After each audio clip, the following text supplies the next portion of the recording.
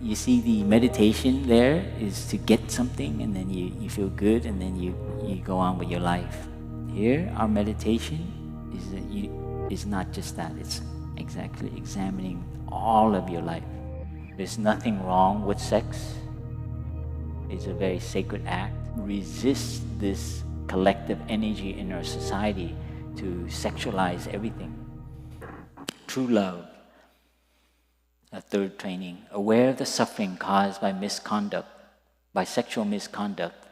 I'm committed to cultivating responsibility and learning ways to protect the safety and integrity of individuals, couples, families, and society.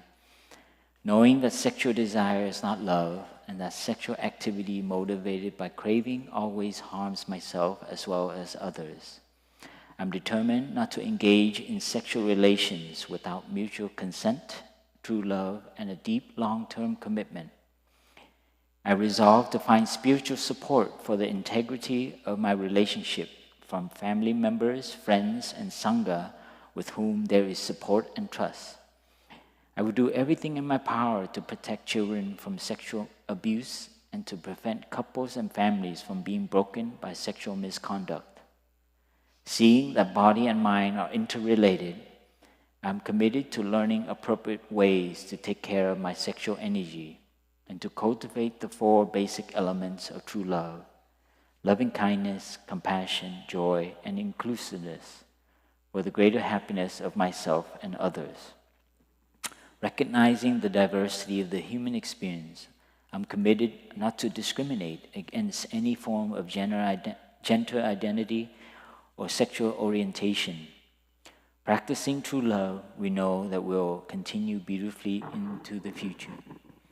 This one is just in general about sexual energy.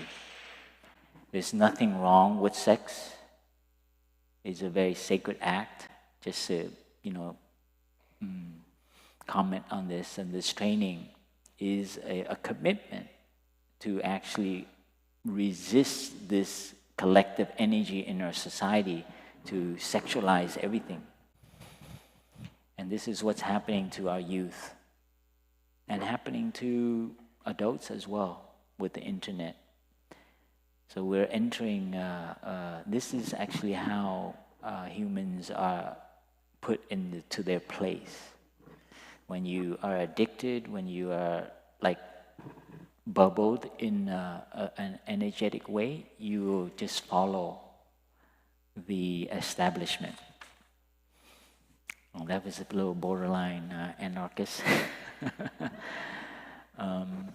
I grew up in Los Angeles, and so I have immediate experience of this, of being kind of like having friends and so on, and how it's so prevalent and accepted.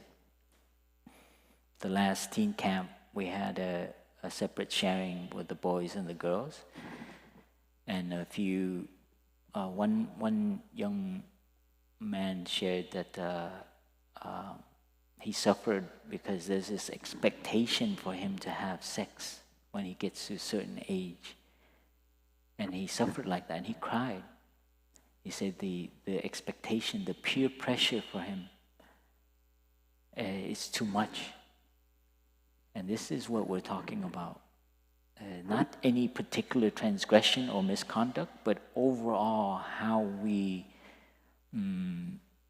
that kind of framing, that way of looking, that narrative is so prevalent in our culture, modern culture. And I think it's become quite dominant because of social media as well. So this is what we are looking at. And it's not to be righteous or moralistic or what is it? What is it? The prude, or what do you call it? But it actually is to recognize this energy and how it is moving through and causing suffering in the world. So of course the obvious one, affairs and hiding and perversion and addiction, and those are very obvious, right? That why that is so drastically, causing harm. But the even subtle ones, even when we look at people and you expect certain thing, when we look at someone and you have categories and so on. This is the new, was it amorphing?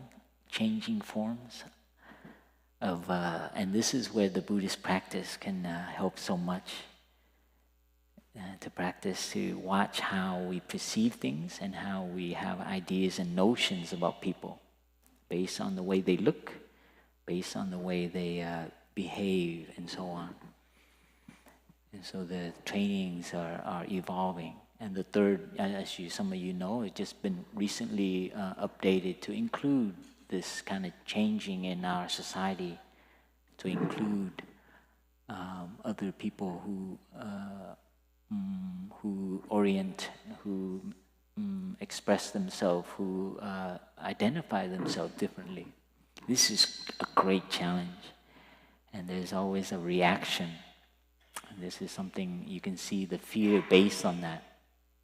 And we have to admit that being human, there is the sexual energy is part of that. And so this is something, how to move forward to see how to cause the least harm. Especially as you look at society, how it's sexual misconduct is very related to money, power, and fame. You can see all the news stuff, it comes, that's what has happened. So it makes us commit more to examine a little bit at how this is affecting our society and especially our youth.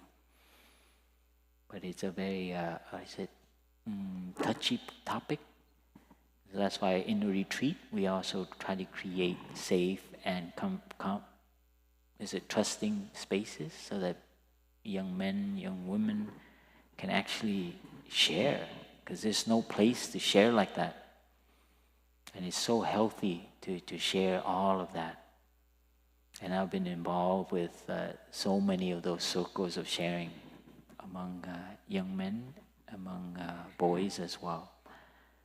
So this is something we know is happening, and that's why the practice for us to create communities and circles to see how we are affected by it. Very important for us, and it's very linked to happiness. Sometimes someone is behaving in a certain way, and it's superficially it looks like they are unhappy with something, but underneath it is also their struggle with their sexual energy. So that's we need to allow that to flow in a person, or the expectation and so on. Those kind of tension will cause us to do other things, and you think that's it, but it's actually underneath, it's something else. And that's why we need to create more spaces like that. Center in San Francisco where you can go in there and you have a cushion and a mat, and it's really, really classy. And you can buy a credit card thing for your friend, $200 for a cushion spot. That's a startup. Is it a startup? I won't give you the name because she might go there, you know. But you see, the meditation there is to get something, and then you feel good, and then you go on with your life. Here, our meditation is not just that. It's exactly examining all of your life.